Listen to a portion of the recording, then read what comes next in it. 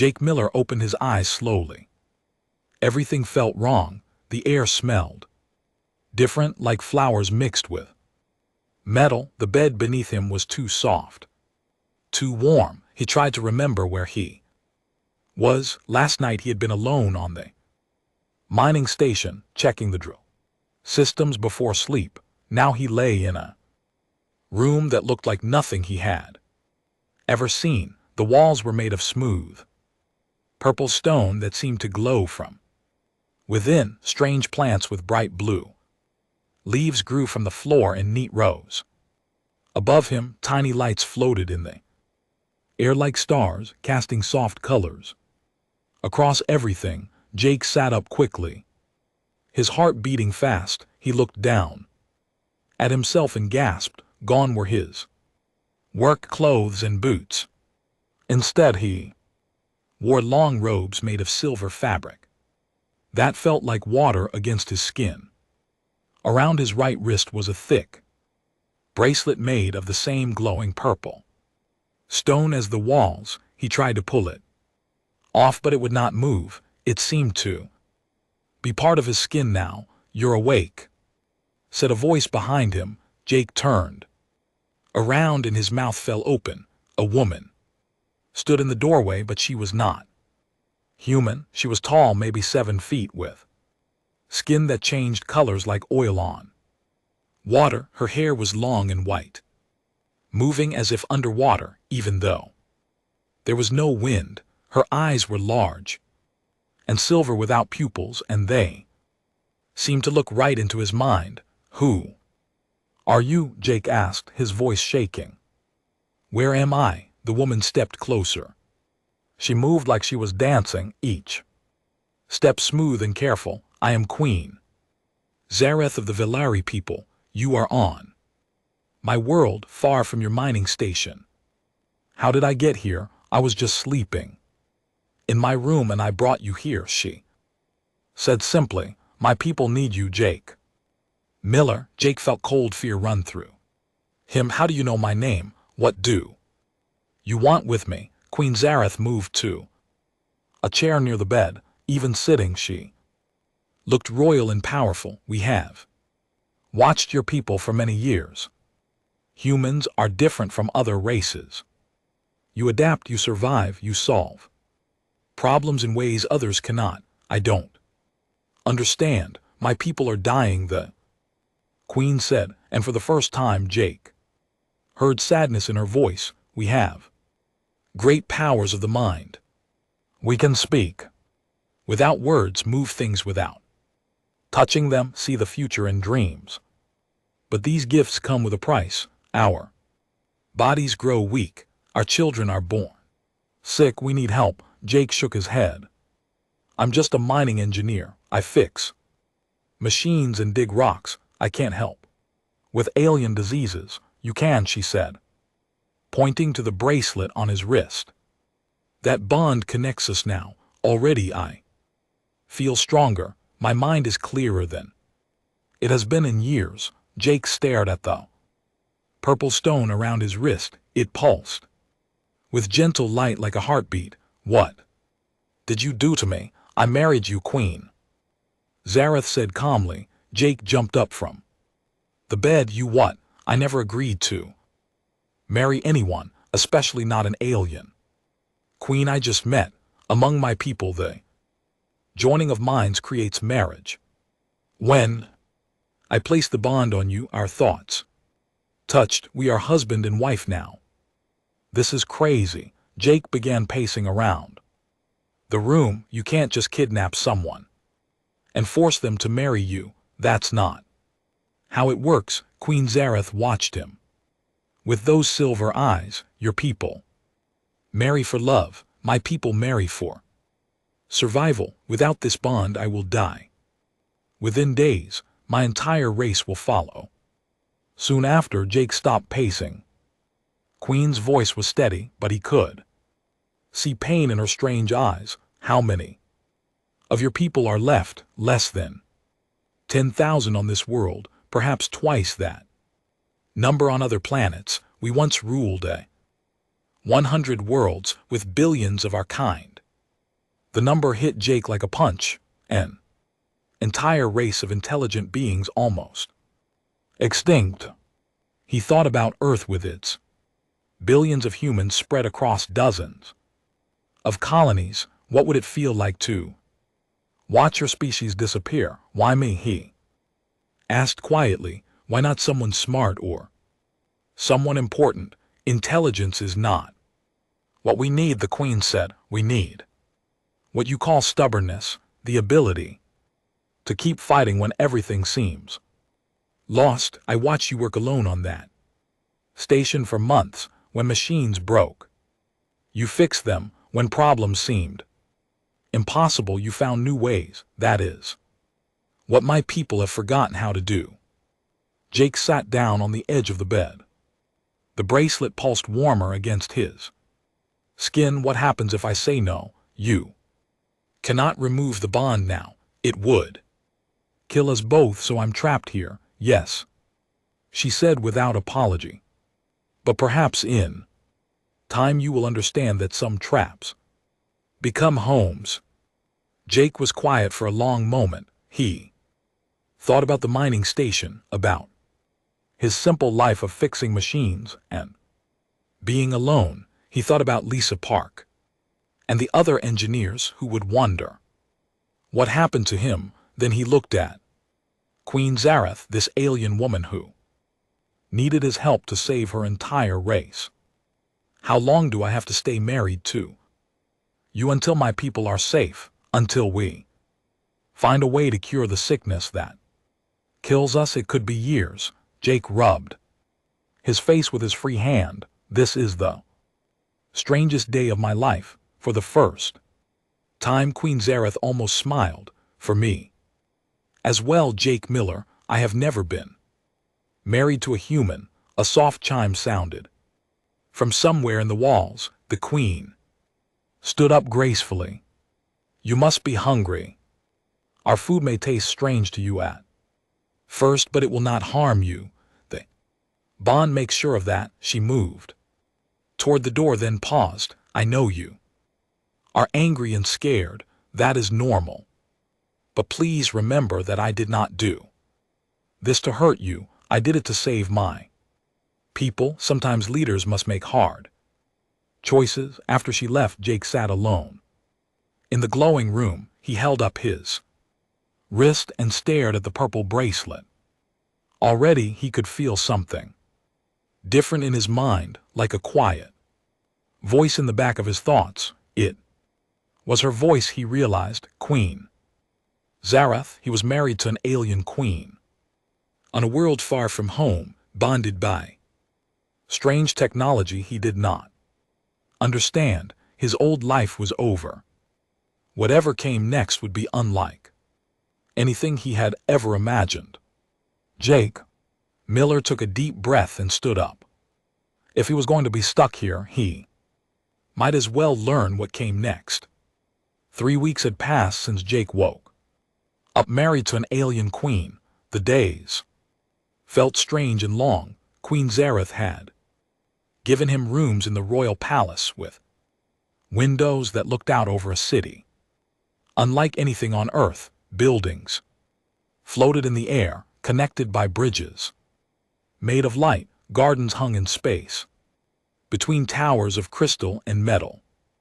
Jake spent his mornings learning about Velari culture. The Queen taught him their language, which sounded like music mixed with wind chimes. She showed him how to eat their food without getting sick and explained their customs.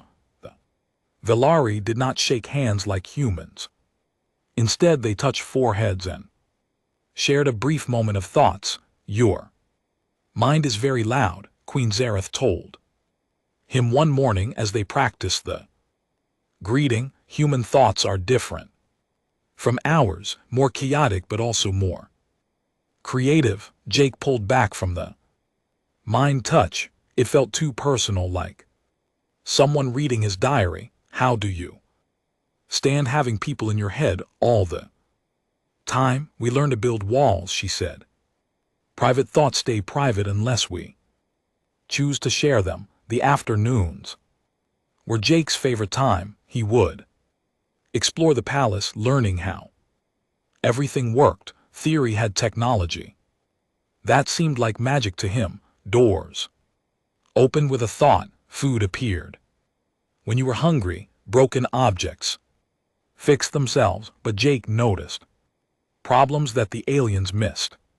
The floating gardens needed better drainage. The light bridges used too much power. The self-fixing machines broke down more often than they should. You could make these systems work better, Jake told Prince. One day the Queen's younger brother had been assigned to watch Jake and make sure he did not cause trouble. Prince Catherine looked where Jake pointed. A cleaning robot had been trying to pick up the same piece of trash for 10 minutes. The machine works as it was designed, but it doesn't work well, Jake said. He walked over to the robot and opened a panel on its side. See this sensor? It's too sensitive. Little dust makes it confused. Jake adjusted a small dial inside. The robot immediately picked up the trash and moved on. Prince Kron stared.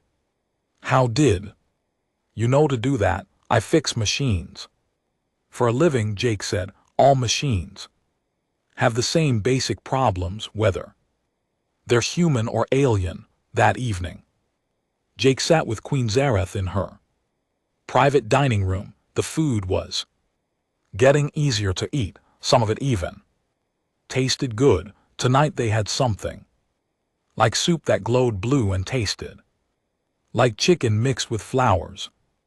Catherine tells me you repaired a cleaning unit today. The Queen said it wasn't really broken, just needed a small adjustment. None of our engineers could fix it. They said it was working within normal parameters. Jake shrugged. Sometimes normal isn't good enough. Queen Zareth was quiet for a moment. Through the bond on his wrist, Jake could feel her thinking. The connection was getting stronger each day. He could sense her moods now and sometimes catch pieces of her thoughts. My people have become too accepting of problems, she said finally. We have great power, but we have forgotten how to struggle. Maybe that's why you're getting sick. Jake said, when life is too easy, you stop fighting to stay alive. Before the Queen could answer, alarms began ringing.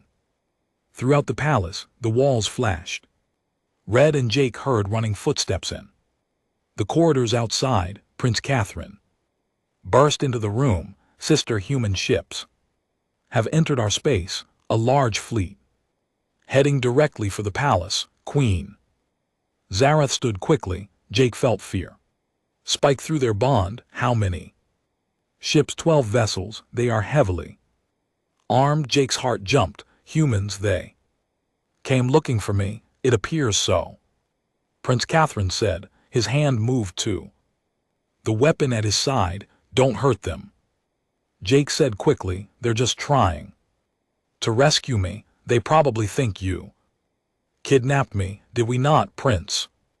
Catherine asked coldly. Queen Zareth gave her brother a sharp look. Take us to the command center. We must speak with these humans before someone makes a mistake. The palace command center was a round room with walls made of crystal screens. Velari officers worked at stations that floated in the air. In the center of the room was a raised platform where the Queen could see everything at once. Show me the human fleet, Queen Zareth commanded. The screens lit up with images of human ships. Jake recognized the design. They were military vessels from the colonial defense force. Syria ships with Syria's weapons. Open a communication channel, the Queen ordered. The largest screen flickered and showed the bridge of the lead human ship. Jake saw a woman in a blue uniform sitting in the captain's chair. She looked familiar. This is Commander Lisa Park of the Colonial Defense ship Yorktown, the woman said. Her voice was hard and angry. We demand the immediate release of our citizen. Jake Miller. Jake stepped forward. Lisa, it's me, I'm okay. Lisa Parks. Eyes widened when she saw him. Jake.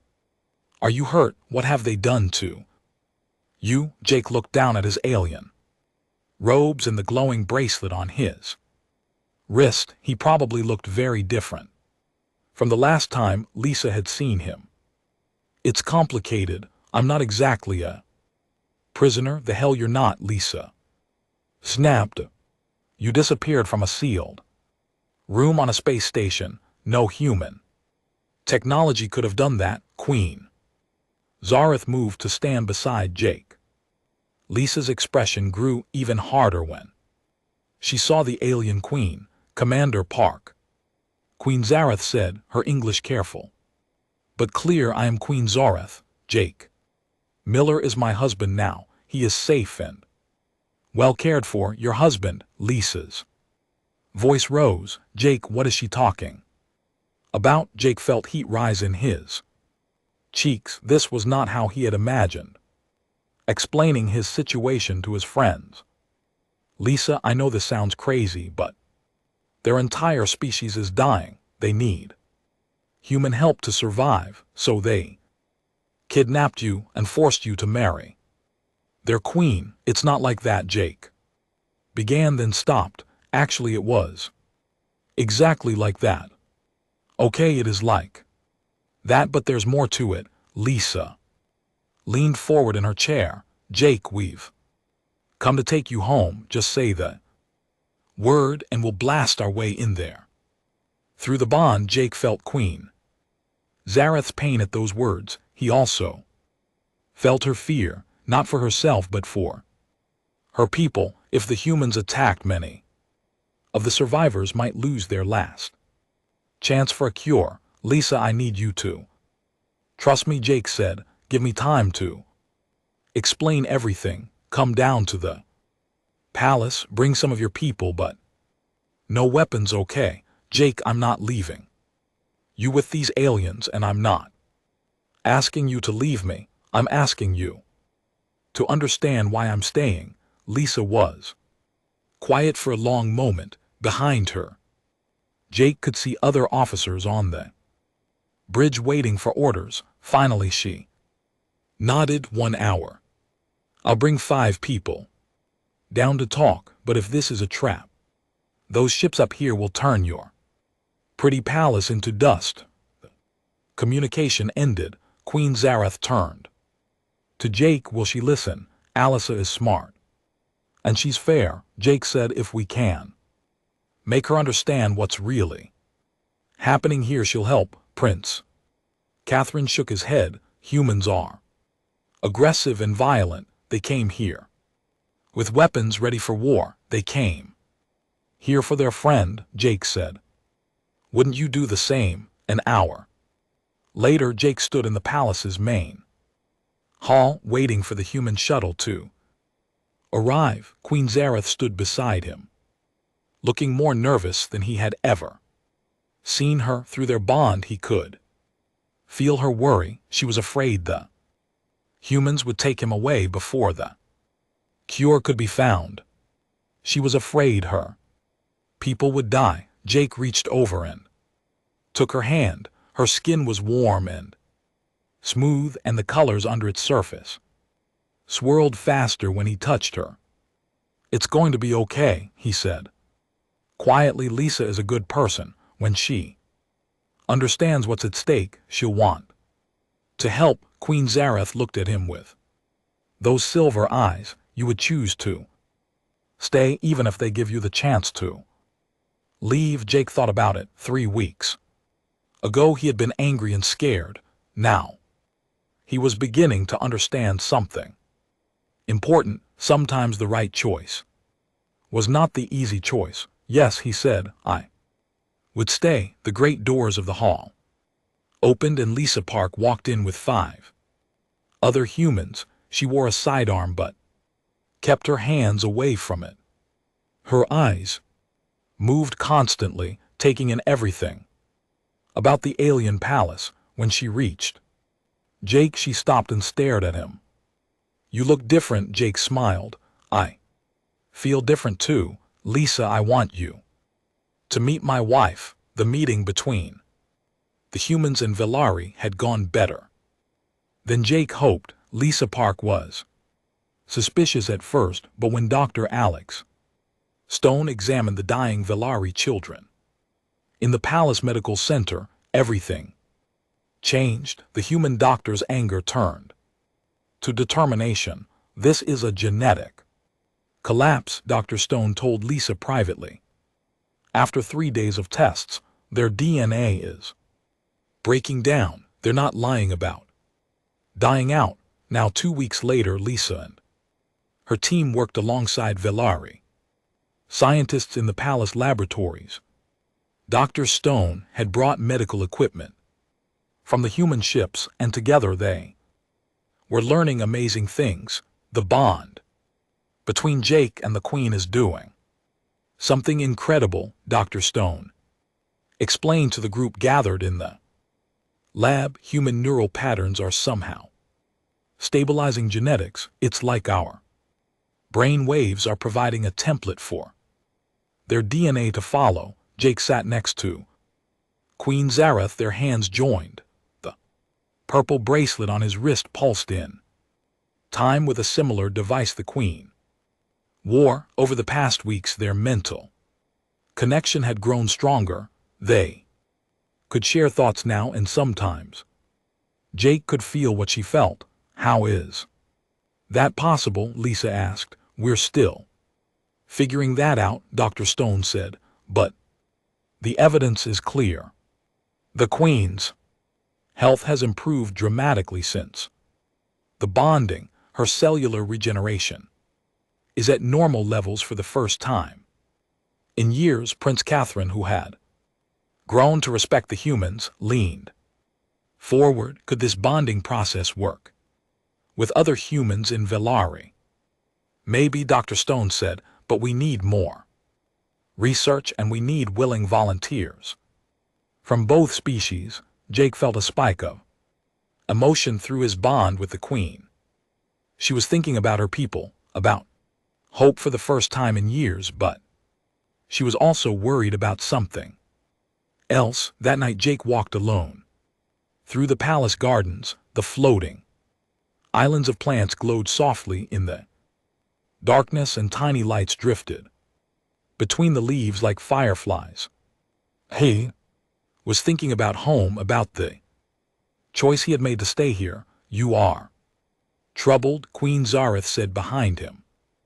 Jake turned. She moved through the garden like she was part of it, her skin reflecting the colors of the plants around her. After weeks together, he was getting used to how beautiful she was, but it still took his breath away. Sometimes, Lisa offered to let me send a message to my family, Jake said, but what do I tell them? That I'm married to an alien queen on a world they've never heard of? Queen Zareth came to stand beside him. You miss your old life. It wasn't a question. Through their bond, she could feel his homesickness, just like he could feel her loneliness even with him here. Sometimes, Jake admitted. Do you ever miss being single? She was quiet for a moment. I was alone for many years before you came. My people expected me to marry a Velari prince, but all the princes were sick like me. I thought I would die without ever knowing companionship. Jake looked at her, and now I have a husband who fixes broken things and asks questions no one else thinks to ask. She touched his face gently. I am not alone anymore. Jake felt his heart speed up. Over the weeks, he had grown to care for Zareth as a person, not just as an alien he was bonded to. She was kind, intelligent, and she cared deeply about her people. But this felt like something more. Before either could say anything else, alarms rang through the palace. Red lights flashed, and they heard the sound of weapons fire in the distance. Prince, Cathan's voice echoed from speakers. Hidden in the garden walls, sister, we are under attack. General Morek has taken the eastern districts. His forces are moving toward the palace. Jake and Zareth ran toward the palace command center. In the corridors they passed Velari soldiers running to defensive positions. Some of the human crew from Lisa's ships were there too, helping to organize the defense. The command center was chaos when they arrived. Screens showed fighting in the city below. Jake could see buildings burning and people running. What's the situation, Queen? Zareth demanded. General Morok has convinced nearly half the military to join him, Prince Cathran reported. He claims that bonding with humans is an abomination. He wants to destroy all evidence of the research and execute the human visitors. Lisa Park looked up from a tactical display. My ships could end this quickly, but we'd have to fire on civilian areas. Too many innocent people would die. Jake studied the screens showing the battle. Something about the attack patterns bothered him. Why is Marek splitting his forces? He's attacking 3 different areas at once to divide our defenses, Prince Catherine said. No, Jake said slowly. That's not right. Look at the positioning. He's not trying to win quickly. He's trying to keep the fighting going as long as possible. Queen Zareth understood immediately. Through their bond, Jake felt her realization. He wants to prove that humans bring only violence and war. The longer this battle lasts, the more Velari will turn against the Alliance. Then we end it fast, Jake said, but not with weapons. Lisa frowned. What do you mean? Jake turned to Dr. Stone. How long would it take to bond more humans with Velari volunteers? With the right equipment, maybe 6 hours per bonding. We don't have 6 hours, Prince Catherine said. Mord's forces will reach the palace within 3. Jake looked at Queen Zareth. What if we didn't need separate bondings? What if we could share hours? Dr. Stone stared at him. That's theoretical at best. We don't know what kind of strain that would put on your neural systems. It could kill us both, Queen Zareth said quietly. Jake took her hands through their bond. He could feel her fear, but also her hope. Your people are dying anyway. If we don't try something, Mac wins and the Alliance is over. Queen Zareth looked around the room at the humans and Velari working together. What do you need, Dr. Stone worked quickly to modify the bonding equipment. Lisa positioned her security team around the command center. Prince Cathran coordinated the loyal Velari forces, buying them time. Idea is to amplify your existing bond, Dr. Stone explained as Jake and the Queen lay on medical tables surrounded by glowing equipment. Instead of connecting just your minds, you'll be connecting to every human in Velari. In the palace, they'll share your stability, and if it doesn't work, Jake asked, then we evacuate and let Lisa's ships handle Marek, Dr. Stone said. Grimly, Jake felt the Queen's hand squeeze his. Through their bond, he felt her love and her trust. When had that happened? When had he fallen in love with an alien queen? Ready, Dr. Stone asked. Jake nodded. The equipment hummed to life, and suddenly his mind exploded. Outward, he could feel everyone in the palace, Lisa's determination and worry for her crew, Prince Cathran's fierce loyalty to his sister, Dr. Stone's scientific curiosity mixed with concern, the Velari soldiers' fear and hope, the human technicians' wonder at the alien technology, and through it all Queen Zareth's presence in his mind, steady and warm and loving. The bonding energy flowed out from them. Like ripples in a pond, Jake felt the Velari throughout the palace growing. Stronger, their minds clearer. He felt the humans understanding their alien allies better, fear replaced by empathy. But he also felt the strain, his head pounded and his vision blurred. Beside him, Queen Zareth was pale, her skin colors flickering wildly. "It's working," Dr. Stone said excitedly. "Neural patterns are stabilizing across both species." Prince Cathran's voice came over the communication system. "Sister, something's happening. Our soldiers are fighting like they did in the old days, and the humans are coordinating with them perfectly through the shared bond." Jake could feel the battle turning. Velar and human forces moved together. With perfect timing, General Morax's troops, confused by the sudden change in their opponent's effectiveness, began to retreat, but the strain was too much. Jake felt his consciousness slipping away. The last thing he sensed was Queen Zareth's mind wrapped around his, holding him together with her love. When Jake woke up, he was back in the medical center. Queen Zareth sat beside his bed, looking tired but alive. Through their bond, he felt that something had changed. The connection was different, now deeper. "Did it work?" he asked. She smiled, the first truly happy smile he had seen from her. "General Morax surrendered 2 hours ago, but more importantly, Dr. Stone says the bonding process can be replicated safely now. We can save my people." Jake set up carefully, "and the alliance stronger than ever," Lisa Park said from the doorway. "Half my crew has volunteered to stay and help with the research. Looks like you started something big here, Jake." Through the bond, Jake felt Queen Zareth's joy and relief, but he also felt something else, love, real and strong and permanent. "I think we both did," Jake said, taking the Queen's hand. 6 months had passed since the failed rebellion, but peace did not last long.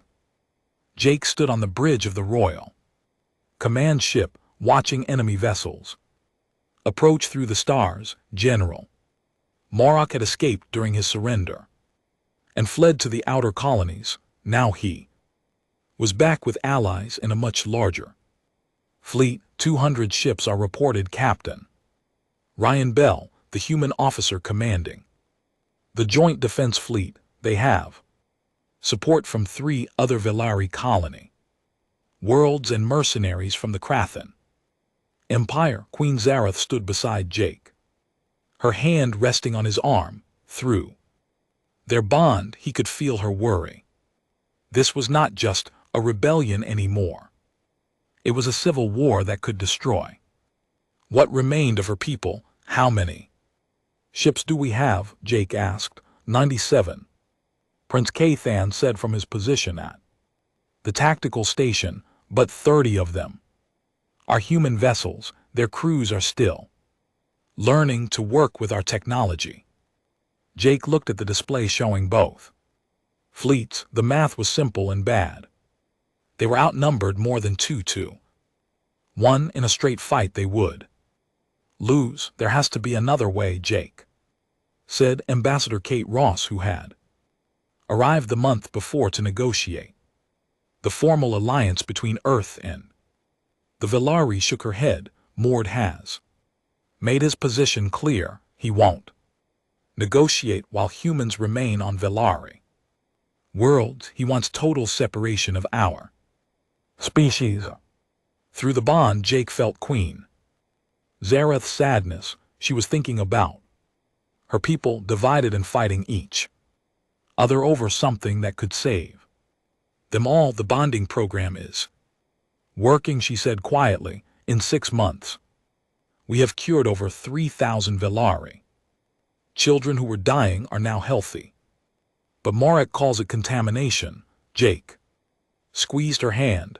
The bond between them had grown stronger every day. Now they could share not just thoughts and feelings but skills and memories. When Jake worked on engineering problems, he could access Zareth's advanced knowledge. When she needed to understand human behavior, she could draw on his experiences. Incoming transmission, the communications officer announced. General Mac's face appeared on the main screen. He was a large with dark skin that showed no color changes. His eyes were cold and angry. Queen Zareth, he said, his voice full of contempt, you have 1 hour to surrender yourself and turn over all humans on this world. They will be returned to their space, unharmed, refuse, and we will take what we want by force. General, the Queen replied formally, you are committing treason against your own people. The humans are helping us survive. The humans are making us weak. Mork snapped, we were a proud warrior race before they came. Now our children play human games and our scientists study human medicine. In another generation, we will be pets in their zoo. Jake stepped forward. General, that's not true. We're partners, not masters. Mac's eyes fixed on Jake with pure hatred. You are the worst of them, human. You seduced our queen and convinced her to betray her own species for alien DNA. I saved your species, Jake said firmly, and I'll keep saving it whether you like it or not. The transmission ended. Queen Zareth looked at Jake with concern. Through their bond, he felt her fear for his safety. He will try to kill you personally, she said, in Velari tradition. If he defeats the queen's consort in combat, he can claim the right to rule. Then we don't let him get close enough to try. Captain Bell said, we hit them hard and fast before they can organize. Jake studied the tactical display again. Something was bothering him about Morek's approach. The rebel general was smart and experienced. He would not attack unless he was sure of victory. Where did he get all those ship? Jake asked suddenly. Prince Catherine pulled up fleet records. Most are from the outer colonies. Some are old warships we thought were decommissioned. And the mercenaries, raiders and pirates, they fight for profit, not loyalty. Jake felt an idea forming. What if we could break up his alliance? The mercenaries won't fight if they're not getting paid. The colonial ships might switch sides if they realize what they're really fighting for. Ambassador Ross nodded slowly. Diplomatic solution, but how do we negotiate when they're shooting at us? We show them the truth, Jake said. Bonding program, the medical records, the children we've saved, make them understand what they're really trying to destroy. Queen Zareth's eyes brightened. Through their bond, Jake felt her hope. A shared experience like what we did during the rebellion, but broader. That's incredibly dangerous, Dr. Stone said from his position at the medical station. You nearly died last time, and that was just the palace. This would be ship to ship across space. It's worth the risk, Jake said. If we can make Morek's allies see what we see, feel what we feel, they'll understand. Captain Bell shook his head. And if it doesn't work, we'll be helpless when they attack. Jake looked around the bridge at the humans and Velari working together. Over the past months he had watched them become real partners. They learned from each other, protected each other, cared about each other. It will work, Jake said, because what we have here is real. When people see the truth, they make the right choice. Preparation took 30 minutes. Dr. Stone set up portable bonding equipment throughout the ship, other vessels in the fleet did the same, using Velari technology to link their crews together. Jake and Queen Zareth sat in the center of it all, their hands joined, their minds connected. Around them, hundreds of humans and Veldari prepared to share their consciousness across space. Enemy fleet is in weapons range, Captain Bell reported. Begin the transmission, Queen Zareth ordered. Jake felt his mind expand as it had before, but this time it reached much further. Through the bonding network, his consciousness touched the crews of approaching ships. He felt their confusion, then their fear, as alien thoughts entered their minds. But Jake did not force his thoughts on them. Instead, he shared memories. First time he saw a dying Veleri child. The moment he realized the Queen's people were facing extinction, the joy on a mother's face when her bonded child took his first healthy steps. Through the network, Veltari shared their own memories. The fear of watching their children waste away, the desperation of trying every cure and failing, the hope they felt when the first human bonding succeeded. Across space, Jake felt minds changing. Colonial ship crews realized they were fighting to let an entire species die. Mercenary captains discovered that the beings they were paid to kill were just trying to save their families. But he also felt resistance.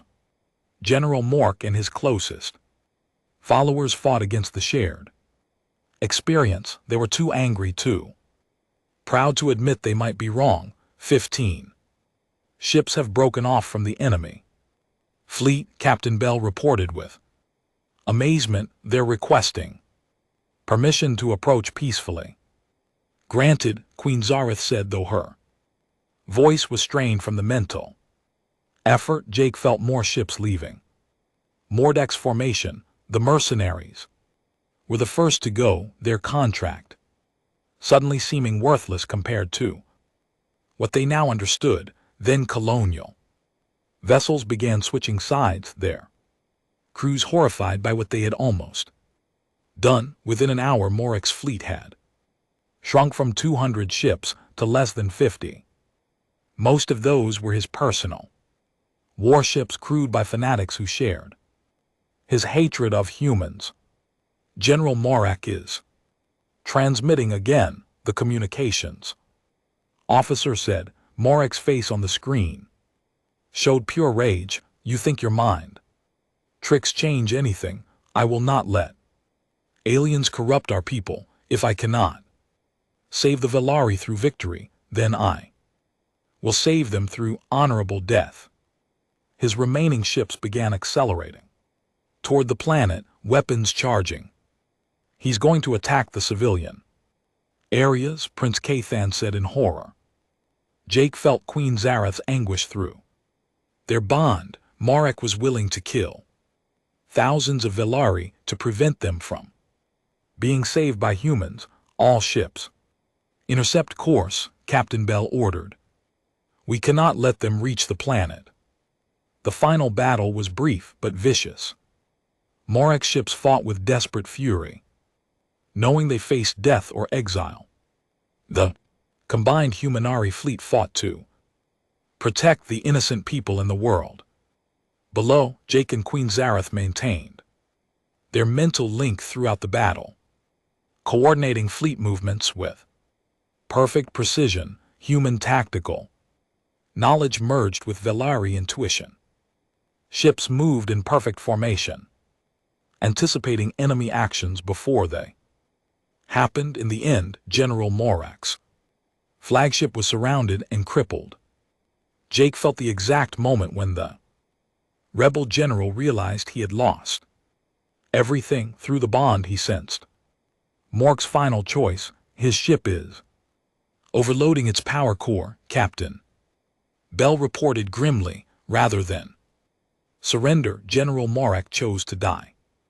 With his beliefs intact, his ship exploded in brilliant light, taking his fanatic followers with him.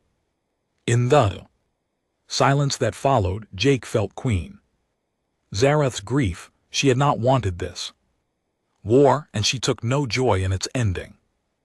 "It's over," she said softly. "Ambassador." Ross moved to stand beside them. "Colonial ships are requesting formal pardons. They want to rejoin the alliance." "Granted," Queen Zareth said. Immediately, they were deceived, not evil. "We welcome them home." Jake looked out at the stars where ships that had been enemies an hour ago were now joining their formation. Through the bonding network, he could feel the crews of those ships, their shame at being misled, their wonder at the shared experience, their hope for the future. 2 years had passed since the end of the Civil War. Jake stood in the nursery of the royal palace, watching his son sleep in a crib made of flowing crystal. The baby was beautiful, with his father's brown hair and his mother's color-changing skin. When he laughed, tiny lights danced in his eyes. "He is dreaming of flying," Queen Zareth said, softly, joining Jake by the crib. "I can feel his thought. He sees himself soaring between the floating gardens." Jake smiled and put his arm around his wife. Their bond had evolved into something neither species had ever experienced before. They were still two separate people, but they shared everything now: thoughts, feelings, memories, dreams. "Ambassador Ross wants to see us in an hour," Jake said. "The delegation from the Thrakari Republic arrived this morning." Queen Zareth nodded. The Thrakari were the 5th alien species to request information about the Humanari bonding process. Word had spread quickly through the galaxy about what humans could do, not conquer or control, but heal and strengthen. They walked together through the palace corridors, past rooms where humans and worked side by side. Dr. Stone had his medical research center here now, with teams from both species developing new treatments. Lisa Park commanded the joint fleet from a base in orbit. Prince Cathran ran a school where young people from many worlds learned about cooperation and understanding. The conference room was full when they arrived. Ambassador Ross sat at a round table made of Velari crystal and human metal blended together perfectly. Across from her were 3 tall, thin aliens with blue-gray skin and large black eyes. These were the Thrakari diplomats. "Your Majesty," the lead Thrakari said in careful English, "we have studied your reports about the bonding process. Our people face a similar crisis. We are dying from a plague that affects our neural pathways. Traditional medicine has failed." Dr. Stone leaned forward. "We've reviewed the data you sent. The plague is different from the Velari genetic disorder, but the underlying problem is similar. Your brain chemistry is becoming unstable. Can the bonding process help us?" the second Thrakari asked. Jake felt Queen Zareth's thoughts. Through their connection, she was remembering her own desperation before he arrived, the fear of watching her people fade away. "We believe it can," Jake said, "but every species is different. We would need volunteers from both sides willing to attempt an experimental bonding." The Therdari spoke. "For the first time, we have brought 3 volunteers. They are prepared to risk their lives for this chance, and we have human volunteers ready as well." Ambassador Ross said, "But I want to be clear about something. This is not just a medical procedure. The people who undergo bonding become permanently Connected, they share their minds there.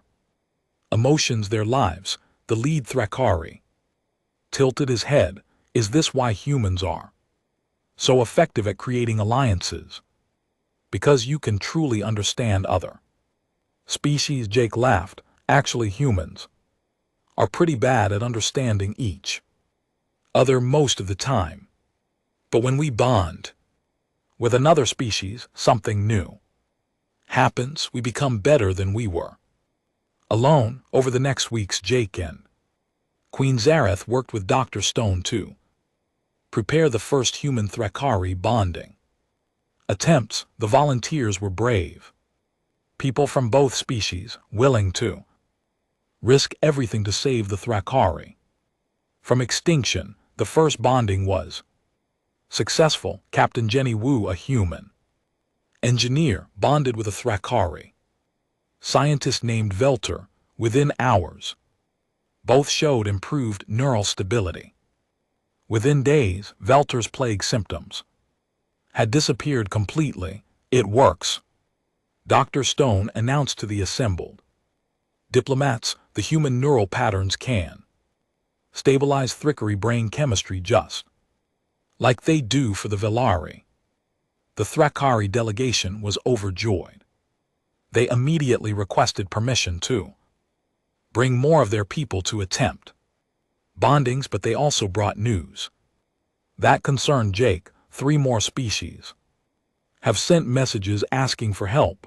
The lead Thrakari reported. The Zenthan Empire, the collective of minds, and the Hive Queens of Sectas all face different crises that might be solved through bonding with humans. Ambassador Ross looked worried. That's a lot of responsibility for one species. We're talking about potentially billions of beings who might depend on human bonding partners. Jake felt Queen Zareth's agreement through their connection. It was wonderful that they could help so many people, but it also meant huge changes for humanity. We need to be careful, Jake said.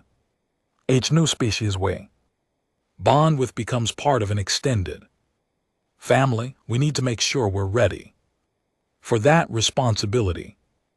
There is another concern, Prince Catherine said from his seat at the table. Not all species will use bonding for healing. Some might see it as a way to gain power or control humans. Queen Zareth spoke for the first time in the meeting. We must establish guidelines, rules for how bonding can be used and by whom. No species should be forced into bonding, and no bonding should be used for conquest or domination. Over the following months, Jake found himself at the center of something unprecedented in galactic history. The bonding accords were signed by 12 species, establishing principles for ethical use of human-alien mental connections. Earth became the center of a new kind of alliance, one based on cooperation and mutual aid rather than trade or military power. But the changes went beyond politics. Jake watched as bonded pairs from different species created art, music, and literature that no single race could have imagined.